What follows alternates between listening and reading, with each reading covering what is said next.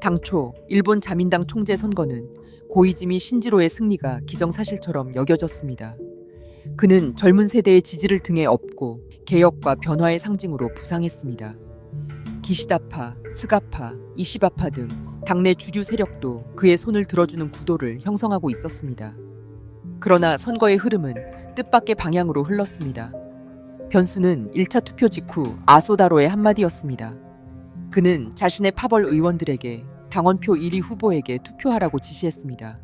그 말은 곧 당원 지지율에서 압도적 우위를 점하던 다카이치 사나에를 향한 공개적인 지지 선언으로 해석되었습니다. 그 한 문장이 선거의 흐름을 뒤집었습니다.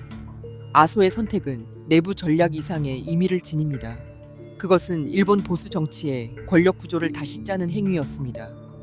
기시다, 고이즈미, 스가로 이어지는 중도 보수의 개혁 노선과 달리 아소는 전통 보수의 귀환을 택했습니다.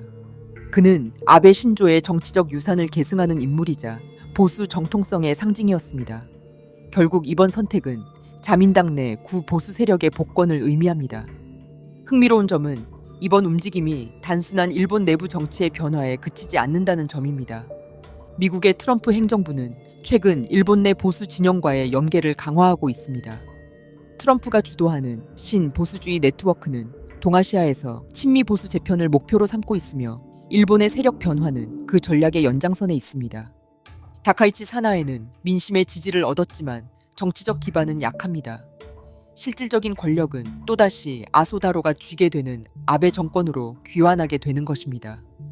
그녀의 내각은 독자적 리더십보다는 조율형 권력의 형태를 띨 것입니다. 다카이치가 아베 신조의 강경 보수 노선을 계승한다 하더라도 그 이면에서 의사결정의 방향을 잡는 것은 아소 파벌이 될 것입니다. 다카이치 사나에의 자민당 총재 당선은 동아시아 안보 지형의 새로운 불확실성을 드러내고 있습니다. 한미일 군사동맹의 공고화가 오히려 흔들릴 가능성이 제기됩니다. 이재명 정부 출범 당시에도 한미일 협력의 균열이 우려되었습니다.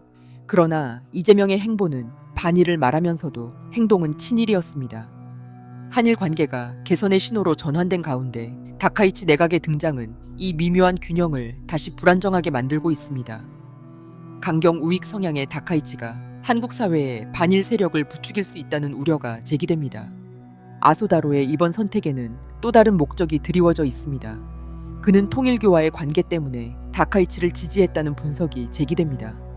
일본 자민당의 다수 정치인들이 과거 통일교와 연루되어 있었지만 아베 신조의 피살 이후 대부분 거리를 두었습니다. 그러나 다카이치가 총리에 오르면서 상황은 달라질 수 있습니다. 현재 2심까지 진행된 통일교 법인 해산 소송이 뒤집힐 가능성이 거론됩니다. 이는 기시다 이시바 라인이 주도한 통일교 청산 기조와 정면으로 충돌하며 한일 관계에도 새로운 균열을 낳을 수 있습니다. 한국 정치권 역시 일본의 통일교 커넥션에서 자유로울 수 없기 때문입니다. 이로써 다카이치 사나의 총리와 통일교의 관계가 다시 수면 위로 떠오르고 있습니다. 통일교는 과거 일본 자민당의 주요 정치인들과 긴밀히 연결되어 정치적 후원과 조직 동원을 담당했습니다. 아베 신조 전 총리 피살 이후 그 영향력은 한동안 사라진 듯 보였지만 실상은 달랐습니다.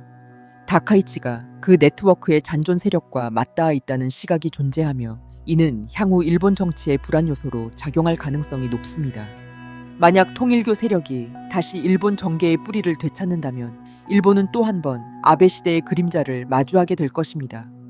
미국은 언제나 한미일 동맹을 통한 동아시아 집단 안보 체제를 원하지만 아베의 일본은 자체적인 무장과 독립 노선을 지향했고 심지어 미국의 적대국들과 우주 개발 및 핵 개발 프로젝트에 가담하기도 했습니다. 이는 곧 아베의 죽음으로 이어지기도 했습니다. 일본 정치판에서 통일교가 차지할 앞으로의 역할은 아직 불투명합니다. 그러나 한국의 한학자 세력과 일본 보수 진영은 오래전부터 교차 연결되어 있었습니다. 그 관계는 종교의 외피를 쓰고 있지만 실제로는 정치와 자금의 흐름이 얽혀있는 복합 구조입니다. 최근 미국 내 일부 보수 세력이 통일교 자금과 연계되어 움직였다는 정황도 나타나고 있습니다. 이 흐름 속에서 다카이치 내각의 등장은 단순한 정권 교체가 아니라 오래된 그들만의 네트워크가 다시 부활한 것으로 해석되고 있습니다. 다카이치는 대중적 인지도는 높지만 자민당 내 권력 기반은 약합니다. 실질적인 힘은 아소다로, 기시다 후미오, 그리고 보수 재계 세력이 나누어 가질 가능성이 큽니다. 현재 미국은 일본이 안정된 보수 정부로 남기를 원하고 있습니다. 트럼프 진영은 다카이치가 친미 노선을 유지할 경우 일본을 동아시아 전략의 핵심 거점으로 삼으려 합니다. 그러나 그녀가 통일교나 극우 보수 세력의 이해에 휘둘릴 경우 미국은 냉정하게 거리를 둘 것입니다. 아베의 전철을 밟게 될 수도 있는 것입니다. 지금 다카이치는 두 개의 줄 위를 걷고 있습니다.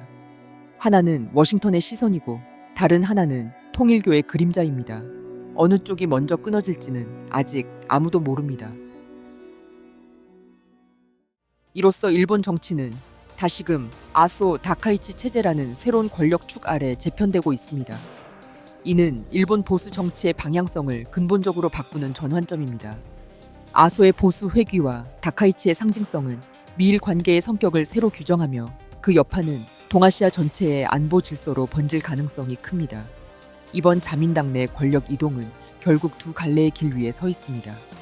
하나는 트럼프가 구상하는 동아시아 질서 재정비의 핵심 축으로 편입되는 길이고, 다른 하나는 한일 관계의 균열과 동북아 집단안보 체제의 분열로 이어지는 길입니다. 일본이 어느 쪽으로 기운다 해도 그 결과는 이미 단순한 국내 정치의 문제가 아니라 세계 질서의 흐름을 바꾸는 또 하나의 파장이 될 것입니다. 아베 때와 다른 점은 아소다로의 뒷배에 있는 자본 세력, 즉 영국 프랑스계 정통 로스차일드 파벌이 최근 트럼프와 다시 손을 잡아가고 있는 그림이 보이고 있다는 것입니다. 아소와 트럼프가 협력한다면 오히려 일본의 무장을 미국이 부추기고 미국은 강력한 일본의 군사력을 바탕으로 중국과 러시아 견제에 활용할 수 있습니다. 이제 문제는 한국입니다. 일본에서 아소 파벌이 다시 힘을 얻고 통일교가 부활하는 조짐이 보이고 있기 때문에 트럼프와 아소의 협력 구도를 가정했을 때 이재명 정부가 한학자를 포함한 통일교 세력을 계속 숙청하려 한다면 되려 역풍을 맞게 될지도 모릅니다. 그러나 향후 이재명이 통일교에 대한 강경한 태도를 누그러뜨리거나 수사와 관련된 압박을 중단한다면 그것은 일본 정치의 재편 흐름에 발맞춘 행보로 해석될 수 있습니다. 통일교와 연계된 일본 우익 세력과 아소다로가 다시 힘을 얻고 있는 지금, 한국의 움직임 또한 이 동아시아의 거대한 재편 속에서 자유로울 수 없습니다. 이재명의 다음 선택이 한일 관계, 그리고 동아시아 전체의 권력 균형에 어떤 파장을 일으킬지 그 귀추가 주목됩니다. 시청해주셔서 감사합니다.